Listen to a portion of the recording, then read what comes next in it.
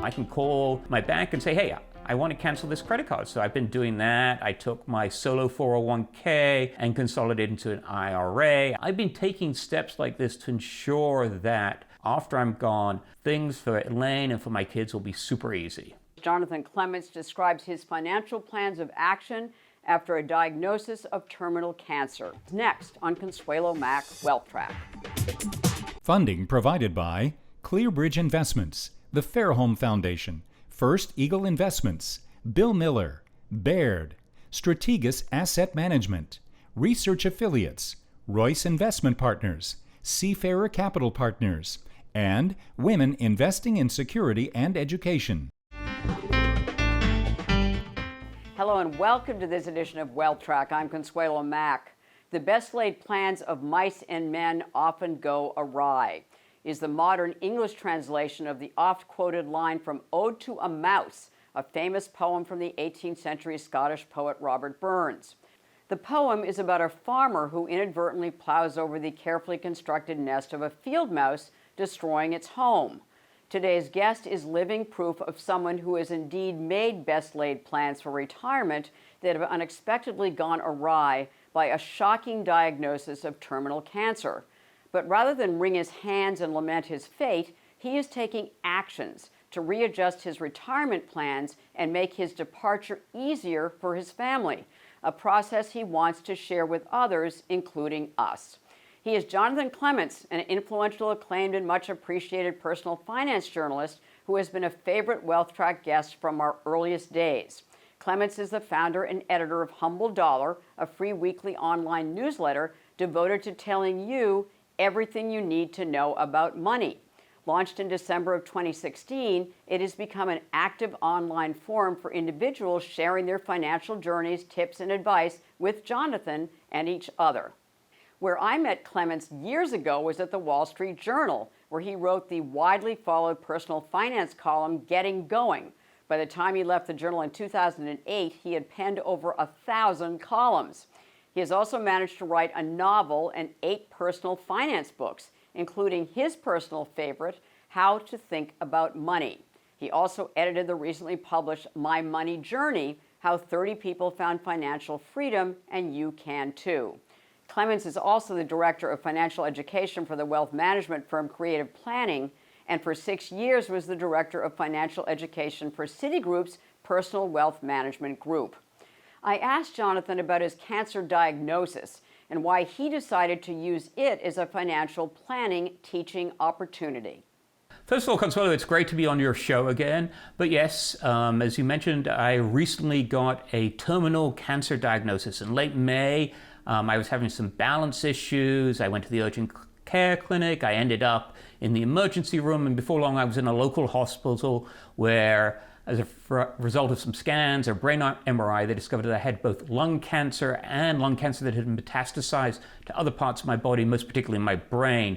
I have a version of lung cancer known as EGFR exon 20, for which the treatment plan is not terribly promising. In fact, people who have my variety of cancer typically live another 16 months. That's the median life expectancy.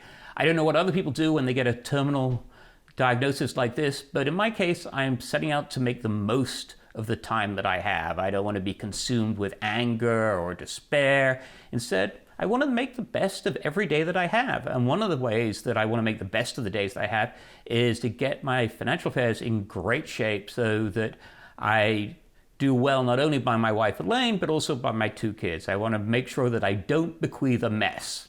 When I think of anyone bequeathing a mess, you do not come to mind at all. If anything, you have been incredibly careful and you've planned out your retirement and you have your financial affairs in order, but there have been some surprises, right? I think you told me, dying, it turns out, is a very busy business. It's hard work dying, Consuelo. It's really hard work. In the month since I got this diagnosis, I've been closing credit cards, I've been consolidating financial accounts. I thought my financial affairs were in great shape, but I've been so busy. Every day I'm doing something. I mean, actually, just before I sat down in this chair to record this interview with you, I was down in the basement shredding old tax returns. I want to make sure that things are in great shape. And as great as I thought they were, as simple as I thought my finances were, I would have left my family with a lot of hard work in order to get things in good shape. So if you think about things like closing financial accounts, I mean, if you close financial accounts, or if your family has to do it, they'll probably have to produce a death certificate. It's going to be multiple calls and so on. But I can just pick up the phone and, I can call, my bank and say, hey, I want to cancel this credit card. So I've been doing that. I took my solo 401k and consolidated into an IRA. I had an inherited IRA from my father. Didn't have very much money in it. I liquidated that. I've been taking steps like this to ensure that after I'm gone, things for Elaine and for my kids will be super easy. In my introduction to you, I mentioned Humble Dollar, which is this wonderful free newsletter that you put out. You have a series on Humble Dollar, and one of the titles of one of the newsletters was The Risks We Miss. So what are the risks that we miss that you have discovered with this diagnosis? So when we manage our financial affairs, we are always thinking about risk. That's why we diversify our portfolios. That's why we keep a certain amount of cash in the bank and have an emergency fund. That's why we have all these different insurance policies. But, when we set out to manage risk, what we're doing is trying to prepare for a whole series of events we don't know what the risk is that we're going to get hit with. And, because of that, we do need to have a variety of different defenses against bad times. There are all kinds of possible futures. We just don't know which one we're going to get. And in many ways, the same is with your health. I mean, I've spent many years worrying about my cholesterol level. It's a little bit higher than it should be. I'm technically pre-diabetic, and that means I have a high fiber diet. I've been concerned about that. I exercise regularly and so on, and then wham, out of the blue, I get a cancer diagnosis. So with all the efforts that we make to manage risk, we still can't be sure that we are fending off every bad thing that's going to happen to us. Would you have done anything differently knowing that you were going to get this diagnosis? Definitely more French fries. Probably a little bit more red wine.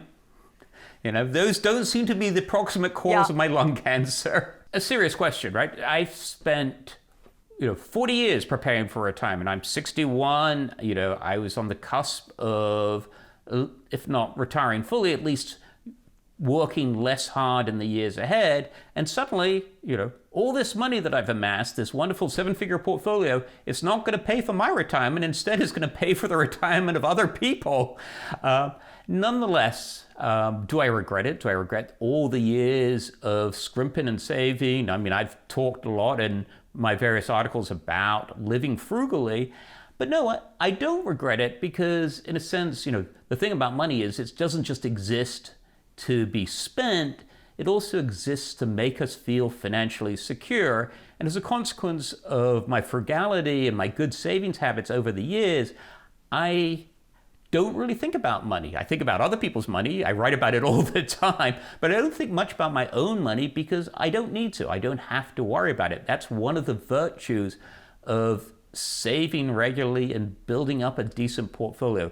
Probably the last time I worried about money was back in my 30s. That is so fortunate, and it is well planned good fortune as well. People listening to this interview might not realize you and I have known each other for a long time, and I've always appreciated your wry sense of humor and your just kind of matter-of-fact assessment of these are the things you need to do. So they might be surprised that we're talking about a very serious subject that you mentioned, as a matter of fact, that you have discovered has really been taboo, which is why you wanted to have this conversation. So what have you discovered about kind of the taboo of having a terminal diagnosis? So, Consuelo, we talk about death a lot, and obviously we talk about the dead a lot, but we don't often talk about dying. Now, partly, of course, it's because, I am, fortunate or not, aware that I'm dying and I have the chance to speak about it. Many people, suffer cognitive decline and don't really get a chance to talk about dying. Other people, something happens, they have a heart attack, they have an accident, and suddenly they're gone. But I am faced, with this relatively quick decline, but I'm well aware of what's going on, and so it's given me the chance to talk about dying.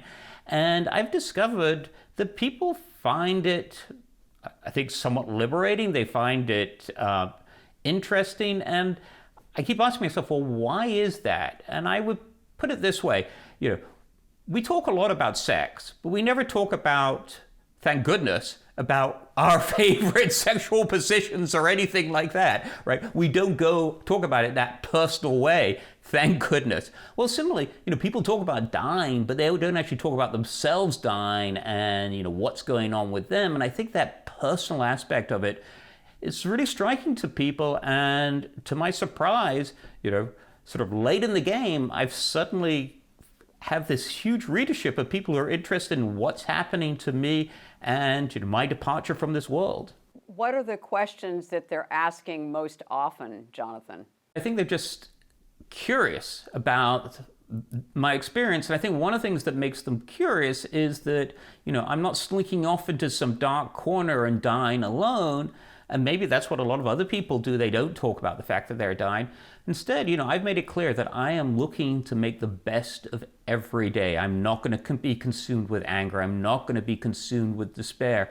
Also, fortunately or not, the nature of my diagnosis is such there is only one treatment plan that is considered the standard of care plan. And it doesn't matter where I go in the country, I'm going to get that treatment plan. So in a sense, it makes things very simple. I don't have to travel the country and go to every cancer center in order to get the right treatment plan. One of the things that Right. I wrote about and have written about a lot during the course of my career is about happiness research. And one of the things that, from happiness research, I've sort of concluded there are three sort of areas where we should focus on. One is making sure we have a sense of financial security. Well, we've already touched on that, Consuelo, being a good saver, having a certain amount of money in the bank, that will give you a sense of financial security, and that's a big source of happiness. Second, friends and family are a huge source of happiness. I mean, this shows up in the research again and again. If you want to invest in anything to make yourself happy, you should invest in time with friends and family. But the third source of happiness is being able to spend your day doing what you love. And that is also what I'm trying to do, in the months ahead. And in terms of getting my financial affairs organized, not only am I looking to help my family, but also at this time when I've really lost control over my life's trajectory. I mean, I do not control what is going to happen to me. At least I can control this one small aspect of my life. I can control what's going on with my finances, and I can make sure that they are reasonably well organized, and they do end up, I do end up gifting something to my kids and my wife that will be beneficial to them. One of the things I would say to you, Consuelo, is that the greatest joy comes from those small things that we do every day. That first cup of coffee, exercising, sitting down on the laptop, writing and editing, corresponding with the people who read and write for a humble dollar, getting to the end of the day and having a glass of wine with Elaine. Those small things that I do every day, those are the greatest sources of pleasure. And it does go to this notion of we all need to have a sense of purpose. We all need a reason to get out of bed in the morning. It's important to spend our time doing things that we are passionate about, that we find challenging, that we feel we're good at. And that's what I'm trying to do with my days. And Jonathan, you wrote a book several years ago called How to Think About Money. I am going to recommend it again at the end of this program. You told me it's your favorite book. You've written like 8 of them, but it's your favorite one. But how should we think about money? Well, I think that one of the things that is in the book is some of the thoughts about money and happiness, which we've already discussed here. One of the other things that I talk about there is some of the lessons from behavioral finance, as applied to investing, and the importance of things like not becoming too self-confident in our estimation about the financial markets and about our investing. And I will confess to this one, Consuelo, I also talk about the importance of taking a long view. And that means not only the long view when it comes to the financial markets, but also when it comes to our life expectancy. And indeed, earlier this year, before I got my diagnosis, I was writing about how, I could potentially live to age 90. Well, of course, that's not going to happen, but it will happen to a lot of people who are watching this program, and they need to invest and save as though they're going to have an extraordinarily long life because, they most likely will. They will not end up in the boat that I've ended up in. And Jonathan, as I also mentioned in my introduction to you, this is the 20th anniversary of WealthTrack, and you were one of our earliest guests and have been a regular guest as well. So in the last 20 years, looking at the financial planning landscape, looking at what's happened in the markets, what are some of the biggest changes that have occurred, and are there any changes that have occurred that would change what our traditional financial planning might have been, let's say 20 years ago, but before WealthTrack launched? So if you go back more than 20 years, the focus on Wall Street and on most investors was on the financial markets and on investing and trying to find investments that were going to outperform the market averages. And of course, as we've learned again and again, it's a fool's errand. There aren't great money managers out there with market-beating records. Most individuals end up lagging behind the market. So, the wise thing to do is stop wasting time trying to beat the market. Instead, focus on other areas of your financial life where you really can add value. And that means focusing on things like managing taxes, making sure you buy the house that's the right size, making sure you buy the right insurance policies, making sure you claim Social Security at the right time. All of these are areas where people can add a lot of value to their financial lives rather than wasting time trying to pick hot stocks or market-beating mutual funds. I would also add that there are two other areas in addition to these broader financial planning issues that folks should focus on. One is this connection between money and happiness, trying to make sure you spend your dollars and use your dollars in a way that brings as much happiness to your life as possible. And the second thing that's worth thinking about is what money means to you. And this can really influence not only how you invest and how you spend, and to do that, you really need to look back through your life and think hard about what were the values that you got from your parents, what were the seminal events that guide your thinking about money, and now, once you've sort of put your finger on those things, they can help you to set up your finances in a way that you have a happier financial life. Perhaps you give money to the charities you care about most, and so on and so on. So thinking more about finance in the broadest way, rather than focusing just on the financial markets, that's the big change that's come in recent decades. And I think it's a really important change, and it's an area where everyday investors can vastly improve their financial life. What does money mean to you when you ask yourself that question? Money means I have the freedom to spend my days as I wish without worrying about how I'm going to pay the bills. I mean, the fact is, if I hadn't been a good saver and I was at this point in my life and I was still working and I still needed a paycheck, this cancer diagnosis would be much rougher. What are the best things that we as your friends and your colleagues can do for you?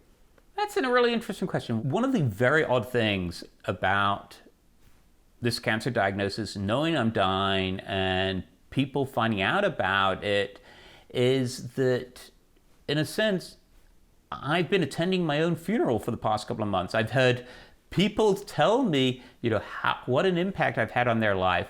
And, I'm not patting myself on the back here. I think for people who are watching this, you don't realize how many people you have influenced. There were probably people during your career who you mentored, who you didn't even realize you were mentoring, and they may be profoundly grateful for what you did.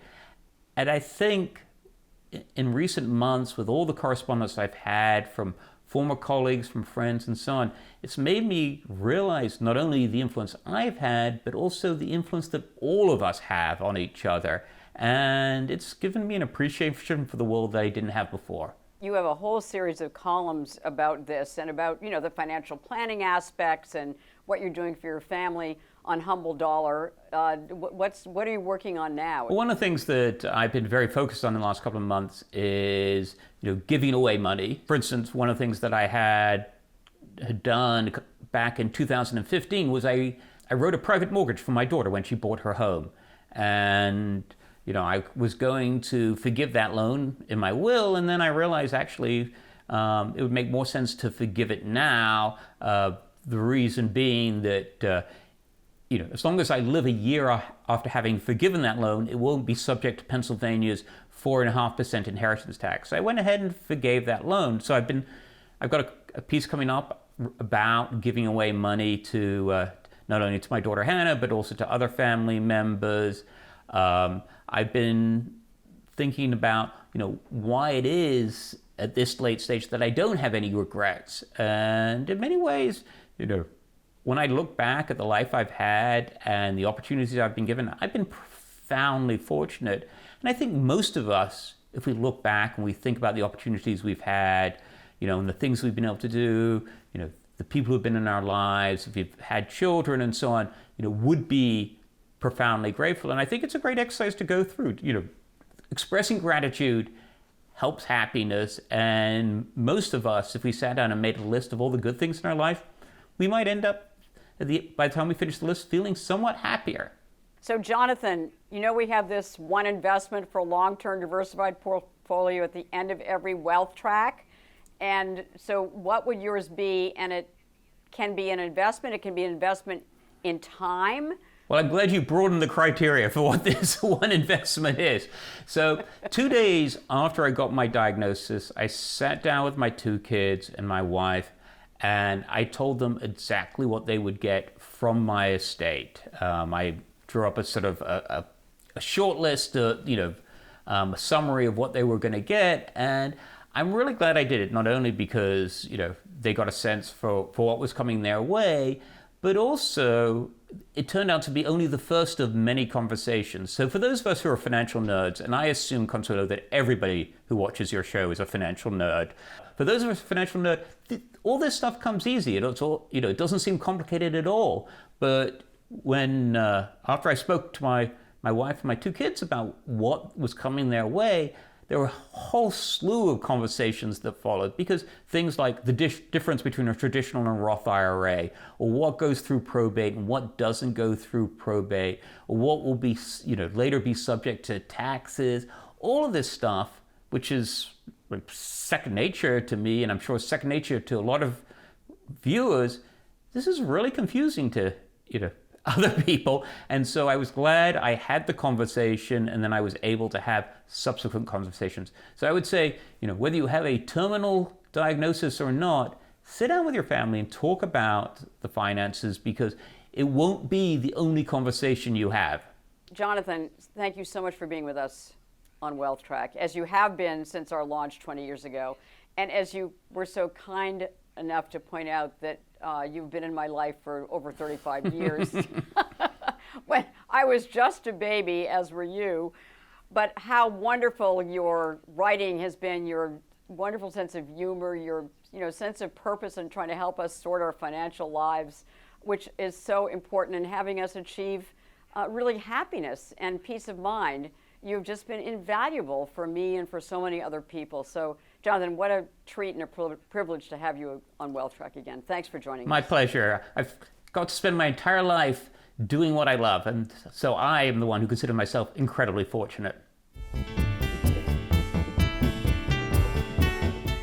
At the close of every Wealth Track, we try to give you one suggestion to help you build and protect your wealth over the long term. This week's action point is read Jonathan Clement's work. For starters, explore HumbleDollar.com, his free online personal finance website. There you will find his short, simple, and common sense approach to achieving financial freedom, as well as those of the Humble Dollar community. Second, read his book, How to Think About Money, which Jonathan says is his favorite. It provides his personal view of a coherent way to think about money based on 30-plus years of writing and researching it. As he says, growing wealthy is actually embarrassingly simple, and he provides 5 key steps to do so in How to Think About Money. Now, one of my favorites is Clement's most recent book project. He organized and edited My Money Journey, How 30 People Found Financial Freedom, and You Can Too. I happen to relate to personal stories, and this has 30 of them in their own words of their mistakes and victories as they achieved their own definition of financial success. Well, as you have just experienced, Jonathan Clement's delightful sense of humor, common sense financial advice, and overall wisdom have endeared him to tens of thousands of readers over the years. He intends to keep on writing for Humble Dollar and sharing his reflections and advice. I look forward to following him and invite you to do the same. Next week, in part 2 of our interview with investing thought leader Whitney Tilson, he will discuss how the markets have changed over the last 20 years and what it means for investors. In this week's extra feature, Jonathan Clements discusses why Charlie Ellis's classic, Winning the Loser's Game, is a must-read for investors. If you are interested, please follow us on Facebook, X, and our YouTube channel. Thank you for spending your precious time with us. Enjoy your weekend and make the week ahead a healthy, profitable, and productive one.